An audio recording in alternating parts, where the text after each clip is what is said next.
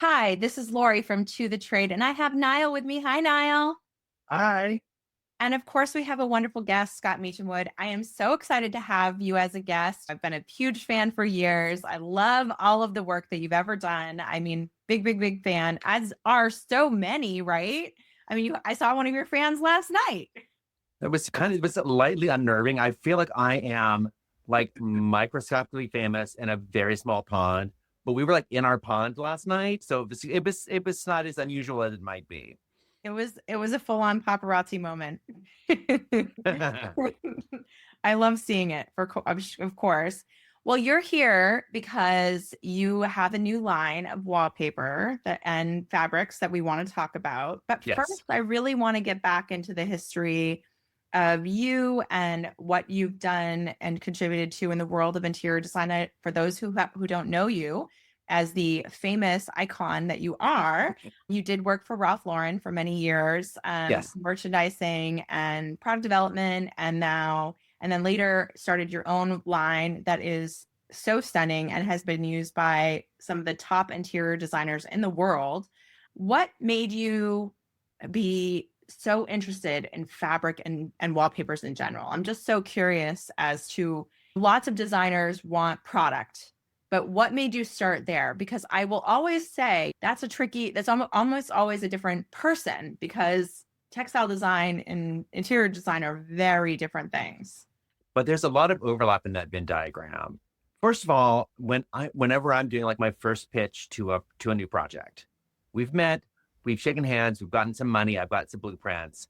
My first presentation is literally a bag of fabric Oh, that we can love that. just kind of maul through.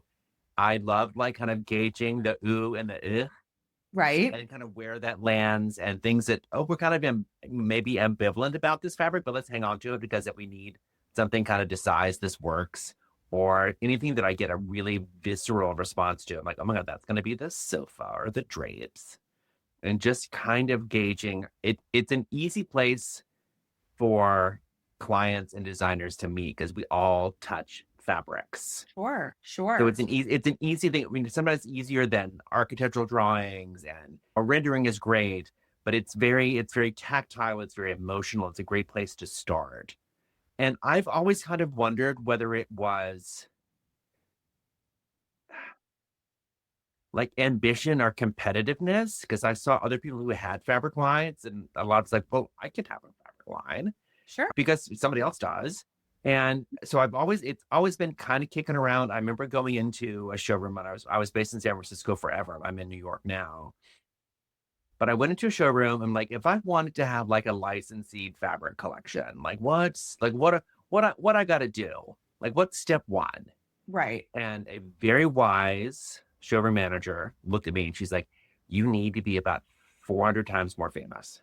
Oh, I'm wow. like, okay. Oh, and well, no, I'll take that.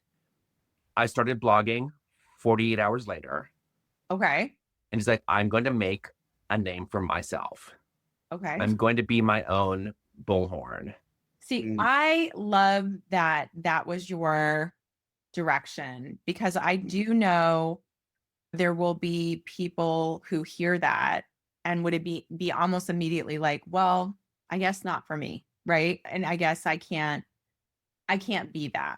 I'm not 400 times as famous. So, But I've always said that it's any very sort of, disheartening, I think, for some people and they just stop right there. That's the end game for them. I think entrepreneurialism is equal parts ambition and ignorance. Right. I'm just Oh my gosh, like, I couldn't agree I'm with you just, more.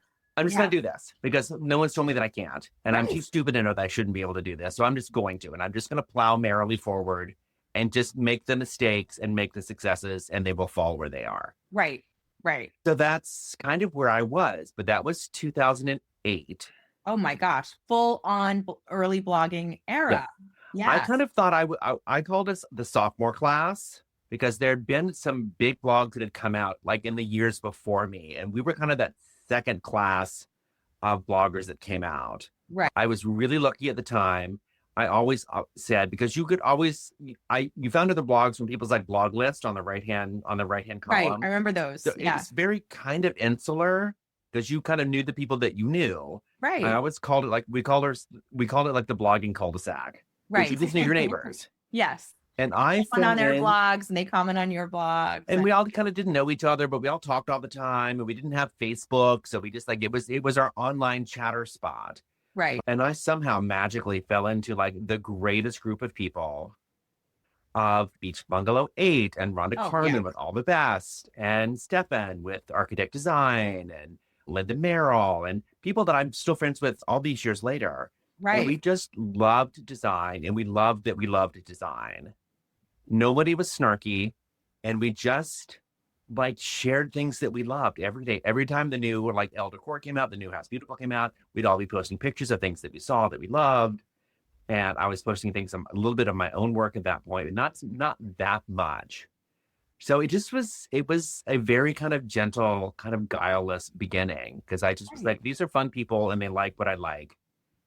And we're all So sitting, it's an initial community, right? You're building yes. your own little initial community where you can find like-minded people who are trying to do similar things. And I love the approach of just jumping in. I mean, I feel like that's what we did with interior design community. I had no idea that it would grow or be Or anything. how it would grow and like, oh, Well, this, well, yeah, this, you don't, I mean, how do you know if it's not been done before? You know what I I mean? think You're just gonna jump in. my first blog post was like, hi, my name is Scott. I have a blog and we'll see how this goes. Right, right. Enter. Enter. And that's kind of how we started. The fun part about it was, I mean, one of the taglines was that it was things that inspired me. So it really kind of turned on my kind of inspirational radar. I'm like, I need blog content. So I need to find something that inspires me. I need to have like my eyes open. That's that great. I think it's, oh, what's your name? She was the editor at Vogue, Donna Vreeland. Yeah. And she's like, just always like, she's like, always keep your eyes open. Yeah. Like, always be looking, always have your camera open, always be ready to find inspiration. Now, if I'm putting that hat of like 2008 on, I'm thinking a lot of those blogs were very photocentric. So you were Yes. taking photos from the online. We were very ignorant about copyright law. We were not sharing, we were not sometimes not sharing who the photos belong to or tagging the right person and finding things in obscure places. And then later adding words and understanding SEO. Did you get that far? Did you start to learn I, SEO and I was very visually directed. I was kind of hyper aware of sharing sources as best I could, sure. just because I like when people shared my source, like shared me as a source. Like Right. I knew the other side of that equation.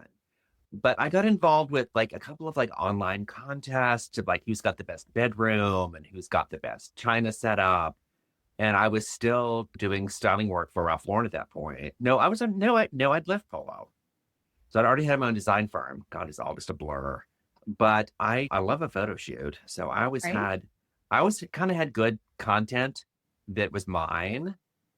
So So it was we had this conversation before, and I just think that is unique. I've talked to so many designers, and I mean, Niall, what would you do you think? Like, do you love photo shoots or do you hate them? Because I would say it's very most designers hate the photo shoot day, but you have like you saying you love the photo shoot day is so refreshing to me Well, because I think it depends on the photographer for me. I used to hate them, and then I got an amazing photographer that made the whole situation just a vibe. He just really elevated the situation. So I think for me, it turned photo shoot day into something eventful, oh good. and not dreadful. So yeah, Yeah. yeah. It's a lot. It's a and hard day. It's a lot of work. People, if you haven't gone through that yet, it's a lot of work to do it. it's a hard day. It is. But for me, like I guess from all those years of doing windows at Ralph Lauren, where Oh, right. you just kind of in amber create this perfection and everything's exactly where it needs to be and everything is precise and no one's gonna go in there, no one's gonna touch it. And photography in a different sense from the design work itself, which is very organic and very lived in and very moved about. That photo shoot is very kind of just kind of precious, ephemeral moment. And I love creating those. I find them really fascinating. I love that. I love that. And I mean, it really makes sense with your background for you to appreciate that the art of it, I mean, we would do home change at Ralph Lauren. The best moment of home change was 4 a.m. Saturday morning when we finished and we'd photographed and no one had touched it yet. Like the public hadn't seen it, the staff hadn't seen it, and it just was like, and it was literally perfect. Right. And it was never going to be that way again because it gets used. It gets like it's in an open public space. It gets messed with, and sometimes I like that. I love going into. There was one of my first very early design projects was a house in Atherton that I had done, and probably every 6 months I would kind of pop in to just refresh things and just make sure everything was kind of where it was supposed to be. And I remember walking in the living room once and like, no one has been in here. Ooh. Those pillows are exactly where I left them 6 months ago. Wow. And it kind of made me sad because like they're Yeah. just. And there was another project years later. It was a house that we did in Pacific Heights in the city proper. And I remember going into there. I love the living room. Went into the living room and there was this Lego everywhere, and like the grandkids were over. And I'm like, oh my God, I love this. I love that it's just being like actively, almost aggressively used. Right. Yeah, I like how this function. That's the beauty of life when you see people really enjoying the spaces that you've created for them. If they become museum pieces where they're just, it's one of the things that I mean, I think it's interesting, this new movement of the dirty kitchen. And it's that same thing where you have the beautiful kitchen with like the luxury stove and range and all the best things, and no one touches it because it's all the work is being done in the dirty kitchen in the back now, and the butler pantry. And I'm just like, why? It's all the good stuff isn't being used. Are you a white kitchen? Are you in the white kitchen, the brown kitchen movement? Where do you land? I'm in the brown kitchen. I like stained we have an old house, a 1920s house, so I like stained cabinetry. I like old things mixed with some new things. We have the Cosentino countertops, but that are the white version of those, but we have stained wood cabinets, and I like a mix of old and new. That kind of person. Yeah, I've got brown kitchen now. I probably would, if I could redesign it, it might be white. I don't know. It might be white. Oh, wow. Well, Niall could be designing his kitchen right now. What color is it, Niall? It's a mix of wood and it's not white, wood and a painted color, painted finish. Oh, so, I mean, I love a dark, sexy, like navy blue lacquered butler's pantry. Yeah. Ooh, see, that's the sound I like. That's the design sound that I'm like, well, that hit a nerve. I love that. I love that. I do. I can just see that actually. Little dark, sexy, little jewel box. How beautiful all the silver and china would look against all the navy. Yeah. Oh my gosh, that would be amazing. Yeah, I like dark. Well, and I like using dark rooms. If that's what's called for, you can't take out. A room that's flooded with light, it's going to be a light room no matter what color you paint it.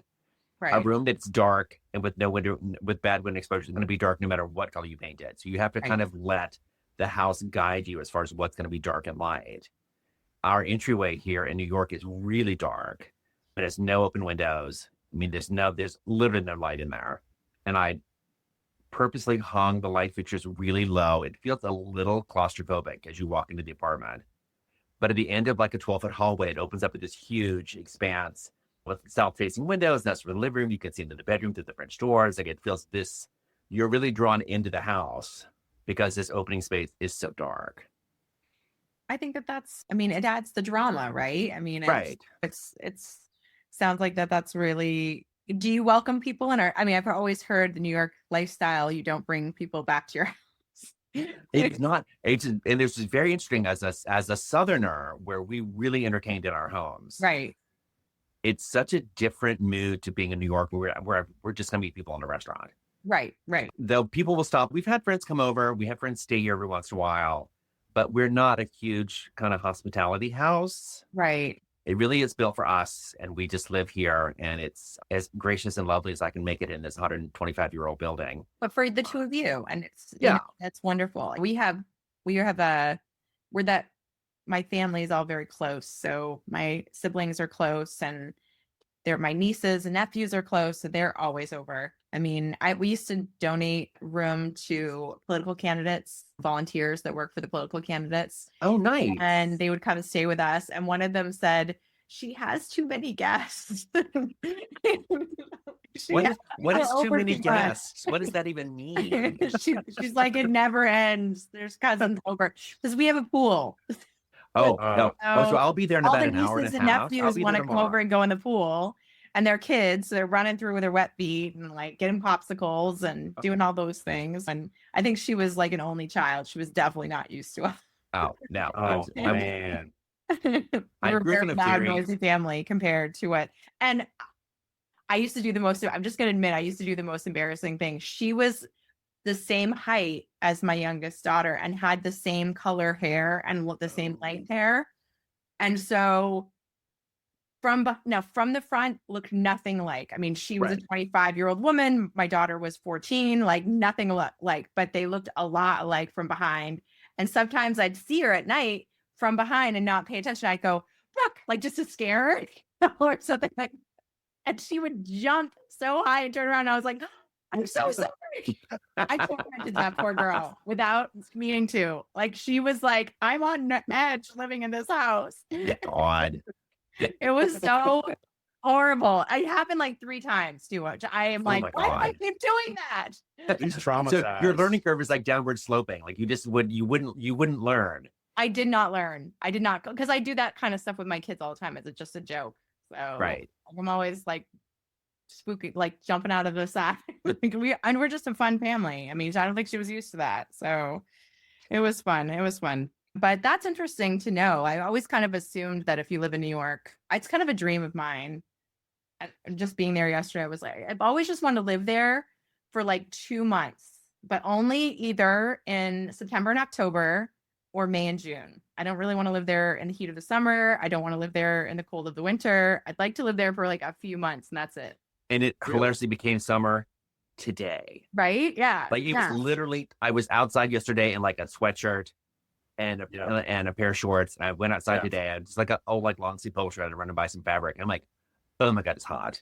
Yeah. And that's I need to switch sides to the shady side of the street. I gotta like, no, this is like the hot started today. And it the thing about New York, smelly in New York in the summer. It's a smelly hot. And New York, it's hard to live here. It's expensive to live here. It's hard to live here. There's so many negatives that we have, and I will admit freely to all of them. Right. But we are going to Broadway tonight. Right. We're gonna hop on the subway. That's what we'll be there in I want to spend 2 months living. That's wonderful. To go to every museum I want to go to. Right. To go to all the shows that I want to go to, and just like go to all the restaurants I want to go to, and just get out of my system. Like I can walk the Metropolitan. Yeah. That's insane. Just on a lark. I'm like, what are doing that today? Like it's nothing going on. And so I try to make sure that the good parts that are New York, we go to Broadway at least once a month. I love that. I go to museums at least once a month. Like I need to. I'm very intentional or about. you end up feeling, why am I in this claustrophobic box? You know what I mean? Like right. If you aren't able to experience what it is that makes New York so special. It's funny. I was always far too kind of intense for San Francisco, so I fit in here pretty well. But I don't have my New York pace up to speed yet. I'm still an obstacle on the sidewalk. Oh, you are? You're not a fast walker? I'm not a fast walker. It's gotten so much better. I was on a trip to the West Coast a couple months ago, and I was in the Dallas airport. I'm like, y'all need to get out of my way. Like I was falling through DFW, but I got back to New York. I'm like, oh, I'm slow here. So I'm very conscious of my walking speed, of like where I am, and like and the scrum of getting down the sidewalk.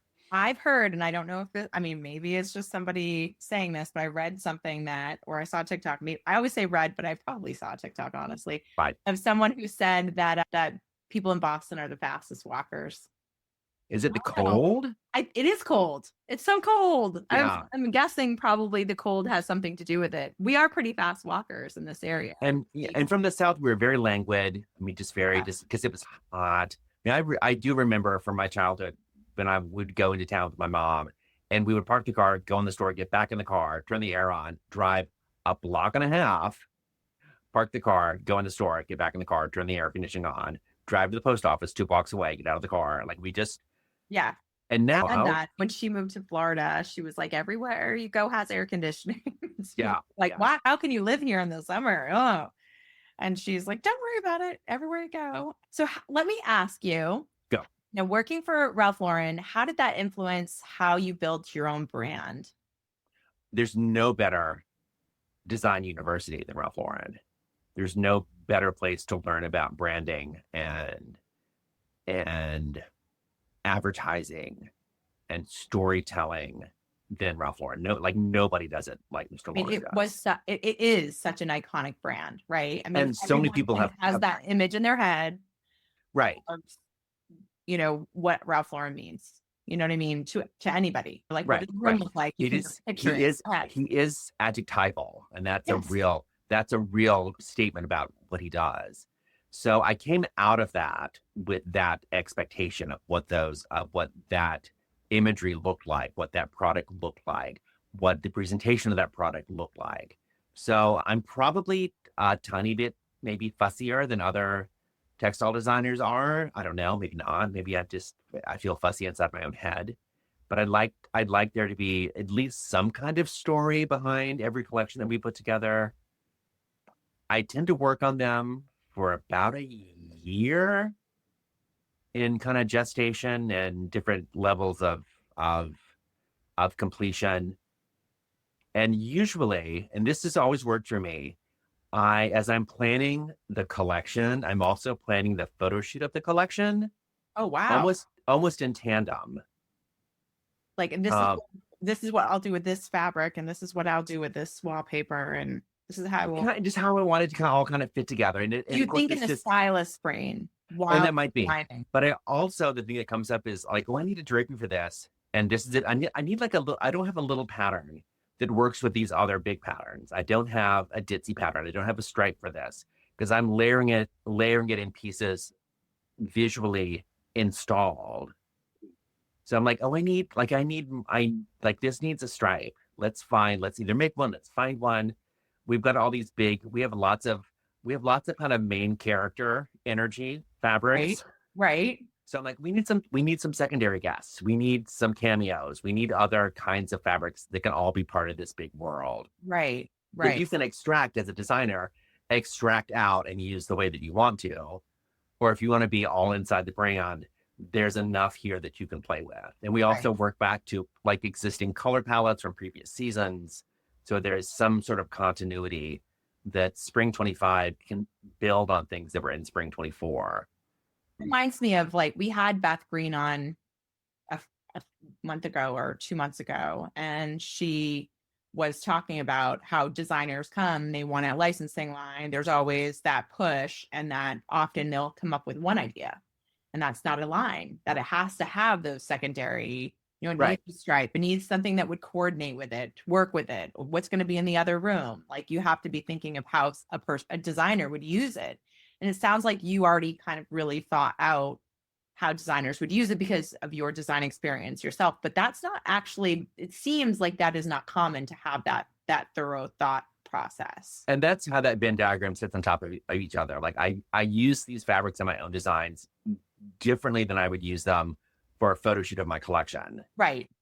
So you can still extract pieces from it to use however you want to, and it mixes with things from Carlton V or things from Schumacher or things from other fabric houses and wallpaper houses, because I don't want it to be so insular that we have like a beautiful blue, but nobody else has it. So if you don't use our blue in all of these, you like, it doesn't go with anything else. Right. That's the other thing she brought up too, wasn't it, Niall? She was like, if it doesn't work with anything else that's out there, it doesn't work. It's an island, and it doesn't work. And I don't need an island. Yep. I need to be, and I tend to this is probably some of my Ralph Lauren training that's just probably hindering me in some way. I tend to over romanticize what I want it to be. Like this season, I had an idea like a year ago that we were going to play with as many Jane Austen characters as I could come up with. So all the Jane Austen heroines were going to be all the florals. I love that. Just said something to me. Yeah. I want to say, and I have obviously some favorites, but I love the florals and I love the sheep. Well, and our fall collection tends to be very woven heavy. So every fall is lots of tartan, lots of tweed. I have several mills in Europe that I work with and mills in the UK. So fall is very woolly and tweedy and tartany. So spring kind of conversely feels very light and printed and florally. And it's a much different kind of collection than what we do in the fall. Just there's a Right. couple of wovens in spring, but like it's a whole bunch of florals and a whole bunch of stripes and prints. That's just Feels very vintage and I say that in the very best of ways. Like it feels vintage but fresh, if that makes so the pie chart we use as we start to design things. There's three sections of the pie chart: romantic, right. dramatic, Mhm. nostalgic. Right. And that pie chart changes a little bit. Things are like super dramatic and maybe not very nostalgic, or super nostalgic and not very dramatic. But I like that kind of color wheel of those three concepts. I'd like every pattern to fit into that idea, that it feels like something that may have existed in the past, but it's maybe a blown out color or a blown out Right. size. The new way to look at it. Right. But it It, still it, seems it, like based on that, that you approach it in a very scientific way. You're looking at what else is coming out. You're really studying and having core components of your theory in new collections. Like it's part science and part inspiration and it's art. always kind of art and science. Yeah. Any sort of retail is art and science, Right. because it needs to be something that the market needs, that the market doesn't know that it needs. Now, can I ask Well, you? Yeah. do you concern yourself with trends at all? Because it seems like you stay true to yourself.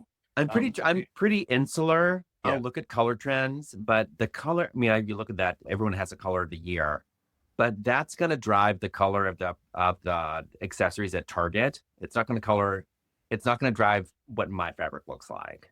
Gotcha. And it's like any sort of trend. And we always talk shopping on trends and shopping against trends and all that sort of nonsense. Trends are just what's going to be available in the marketplace. Right. And that's all the trend is driving is what you can buy easily. For years, I could buy love that. drapery hardware and brass. And then for like a decade and a half, you couldn't buy drapery hardware and brass. And now you can buy drapery hardware and brass again. And I like drapery hardware and brass, and I bought a lot of it when I could, because there was at least a decade where I could not find it just on the open, easy Williams Sonoma Pottery Barn market. Like I could have anything made, but it just kind of fell out of favor trend wise, which doesn't mean it didn't look good or it wasn't what I needed. Like I still needed it. I just couldn't find it as easily. It just it makes the shopping more complicated. Can I ask, do you go, I mean, this just to further ask what on build on what Niall just asked you is, do you have like advisory team? Do you have people that you bounce the ideas off of when you're, in the ideation mode to see if you're in the right direction? I have a couple of very good friends. Several of them have their own fabric lines, and Mhm. we all have a little consortium, and we all kind of share, like deep inside the cone of silence of like, I'm thinking about this. Think about this. It's kind of what it looks like. This is an early kind of abstracted design idea. What do you think about it? Should we change A to B? Do you like the way this color story is working out? So I have a small little group of friends. Trusted advisor kind of. Yes. Love that. Yes. I love that. Yeah. Because you want someone who's going to give you the real truth, right? In those Right. moments, because sometimes we get so close to things, we don't see what we're missing. Right. And you are like this close to it all the Right. time. And part of that, kind of the year that I work on it, it's what I've learned about myself. And now I know this about myself very distinctly. My first idea, you drop a quarter into the Victrola that is my mind, I will come up with something. Like on the spot, I will have an idea. The fourth version of that idea is epically better. Right. So when I have like the first idea, I write the entire concept out of the color story and the inspiration and where it takes place and what we're going to use. I write all of it out. We almost never end up using any of that. Right. but the things that kind of fall out of that tree tend to be what happens in the line. So I know kind of like the gestation period that my brain needs to come up with something. Now, from first to that fourth, are they in the same family or are they wildly different? Kind of in the same family. It's always like different versions of an idea. And it just kind of slowly, it tends to kind of change location, if that's a way to describe like where I see these things being. Am I inspired by an English country village? Am I inspired by a London townhouse? Am I inspired by like a preppy country club in Connecticut? Like where is that where does that inspiration, where am I looking at this happening? Right. And then sometimes that location moves around. And sometimes even within that, I'm like, no, we don't know. And sometimes like the beginning of a season is looking back on the things we had designed for the previous season that never kind of got done. Like what was a good idea from spring 24 that we just either like didn't get around to, or it just got like it got too many hurdles on it and we just couldn't get it done in time. So sometimes that helps kind of connect them together, not season to season, but year to year. Can I ask about investment? I mean, this is brave as far as I'm concerned. I mean, there are so many designers out there doing licensing deals with brands, and you having your own, really truly your own line that Yes. you own, that you're the owner of. I- That seems very brave to me and scary at the same time. Okay. Your money on the line, right? There are nights I don't sleep. Right, right. So what made you want to take such a big leap, and do you feel it's paid off financially for you? It its place as main hustle and side hustle kind of moves back and forth in my kind of, for lack of a better word, proper like design business with designing houses for clients. Right. And I try to keep both of them going.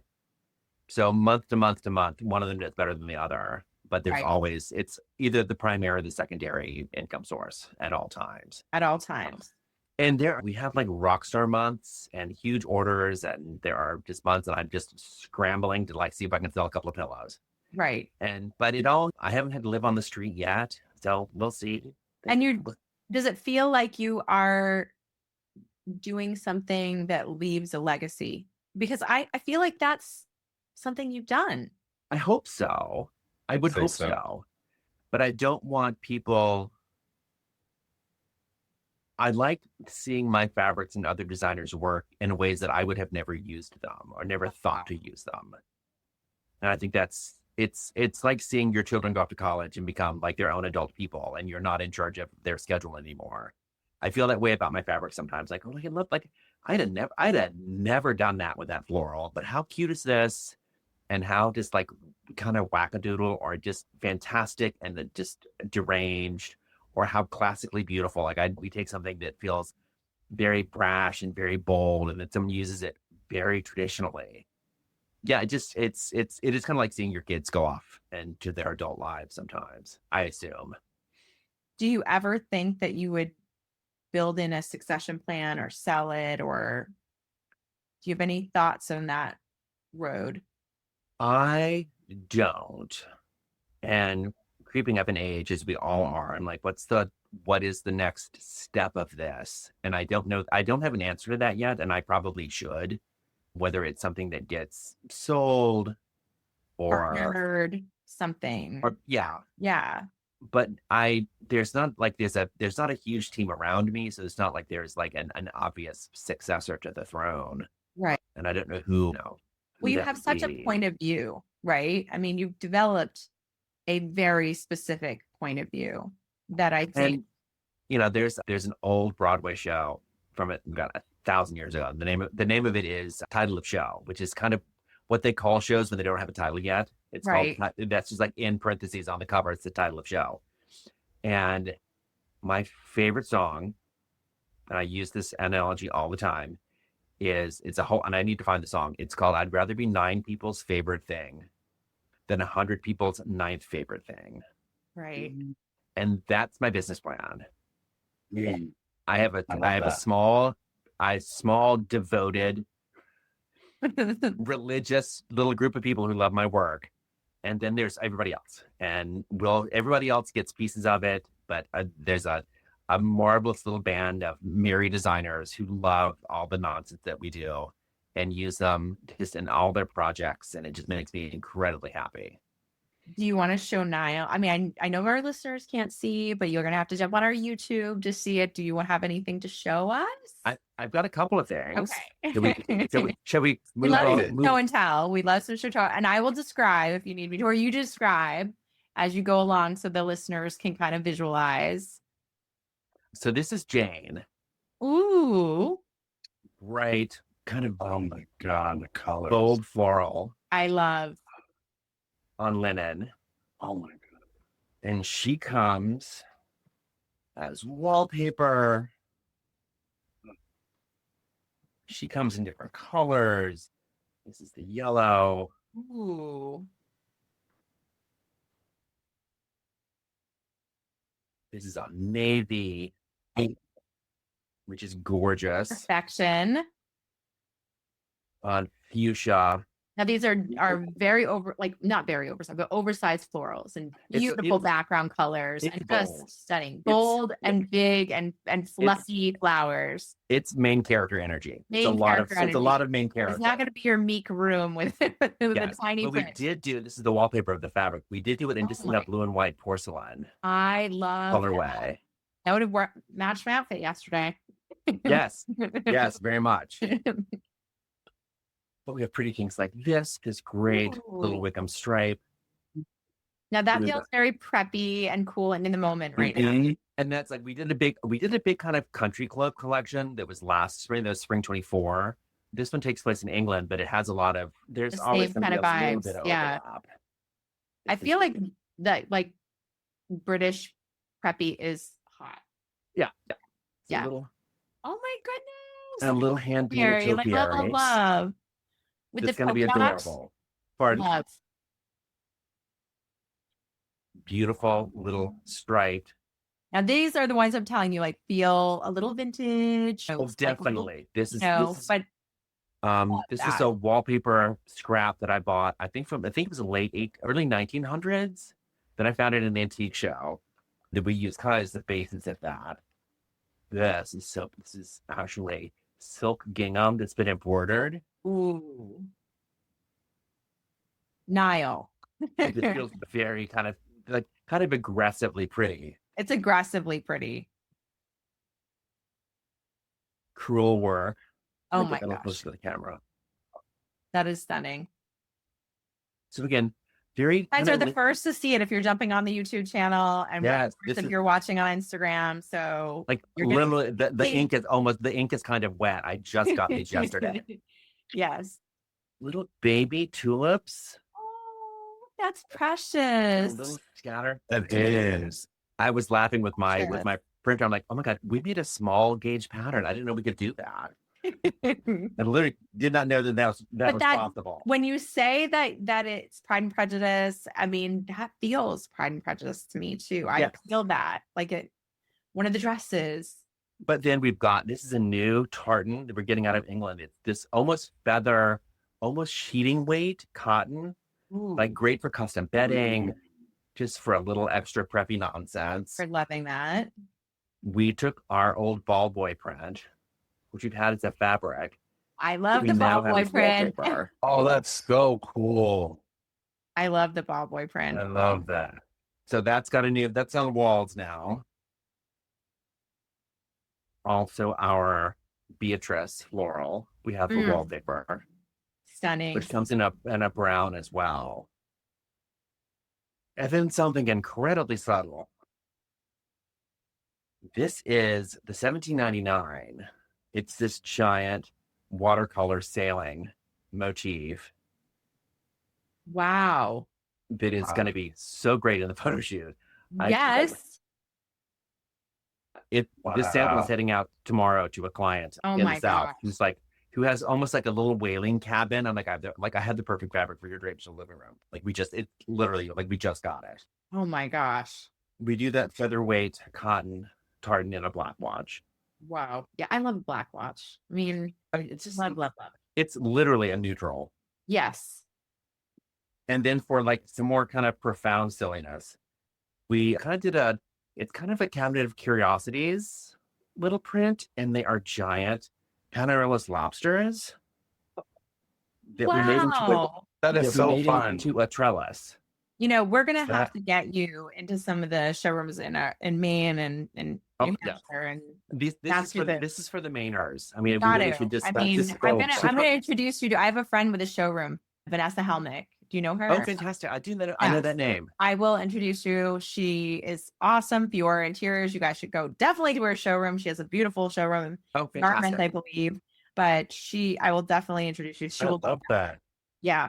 So those are the highlights of what we're doing. I didn't want to get too deep in the weeds for the people who are just listening to this. Like that's got to be just unbearably boring. I promise you, I'll throw some still shots and into the podcast description, so you can go take a look.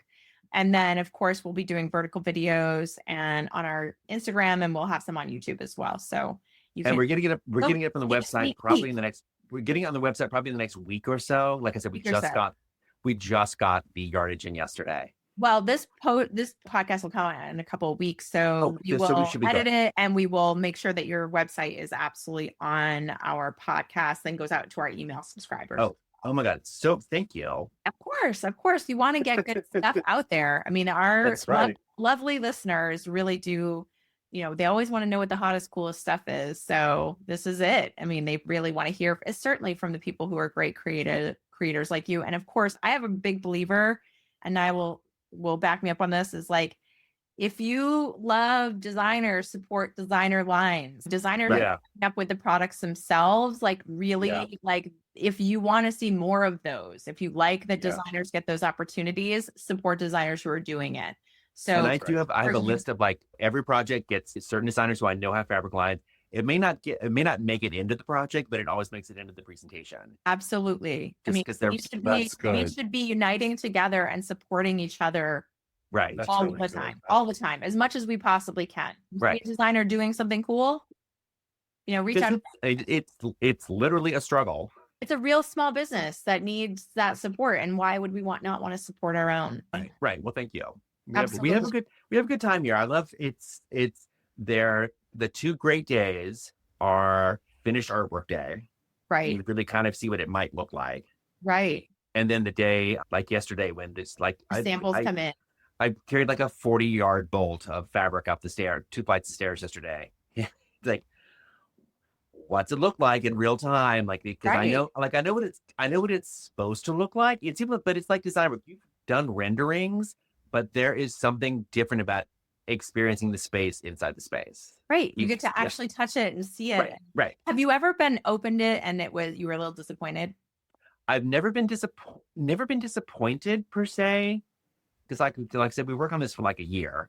Right. But it's always just like, I'm usually like overly delighted. Ooh. Like, this is going to be cute, but it's really cute. Right. I love that. It's like you have a little new baby. Well, that little tiny tulip one, the little kind of scatter tulip. I was working with one of my watercolor artists who's based on the West Coast. She actually did the watercolor art for the topiaries. And we were just sending pictures back and forth. She was working on it and just like, do you like this? Do you like that? And sitting on her desk was this little page where she'd just been practicing painting tulips. And it was just a little 7 by 10 inch piece of paper with like 100 tulips on it. I said, what is that? Can I buy that? I want that. And so we got it to the pattern setter who I work with, who takes our artwork and then kind of extrapolates it into the pattern. And there's this amazing like chevron across it that I couldn't have tried to design because it just happened so organically and just the way there was like a darker section altogether. Right. It's just, there's kind of magic like that happens where like, I didn't know we were going to do that. Right. And I also like working with other artists. I do with several artists who paint and draw for me.